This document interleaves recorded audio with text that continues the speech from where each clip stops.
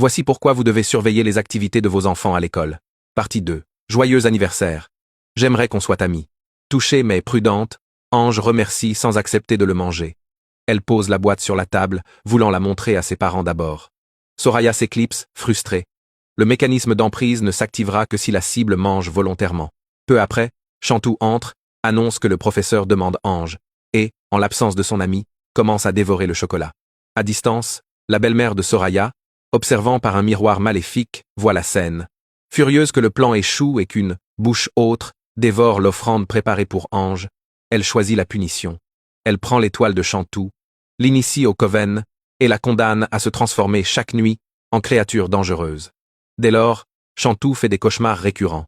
Une forêt, des filles en robe rouge, une table nocturne. Elle se réveille en sueur. Elle tente d'en parler à ses parents. Occupés, ils remettent à plus tard. Les semaines passent et les phénomènes s'aggravent.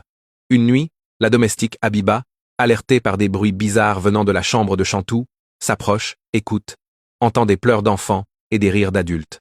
Elle entr'ouvre la porte et découvre l'horreur. Une créature blanche, multiple, avec plusieurs têtes d'enfants dont celle de Chantou, des membres démultipliés, une queue vivante. Sidérée, elle ne peut bouger. La queue s'enroule à son cou pour l'étrangler. Quand Chizom appelle la domestique au loin, la créature relâche sa prise.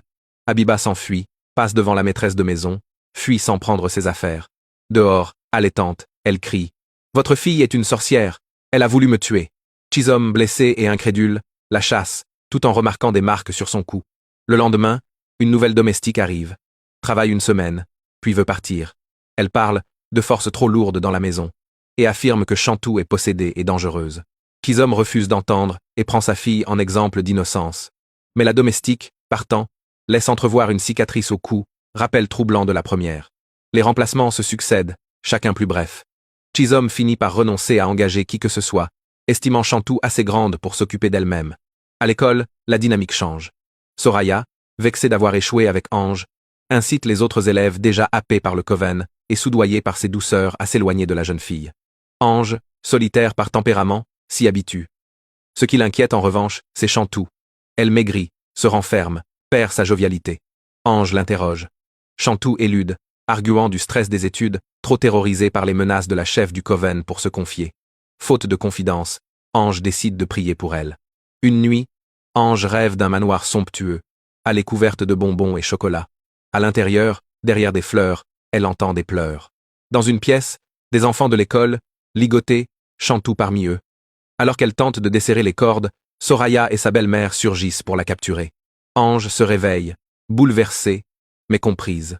Le rêve révèle l'emprise spirituelle. Elle intensifie ses prières pour Chantou et pour les autres enfants.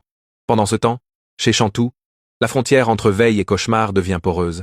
À plusieurs reprises, Chizom surprend une scène de métamorphose. Chantou au plafond, Chantou sifflant. Mais quand Tobina arrive, tout redevient normal. Elle doute de sa raison, mais les cicatrices des domestiques, répétées, l'obsèdent.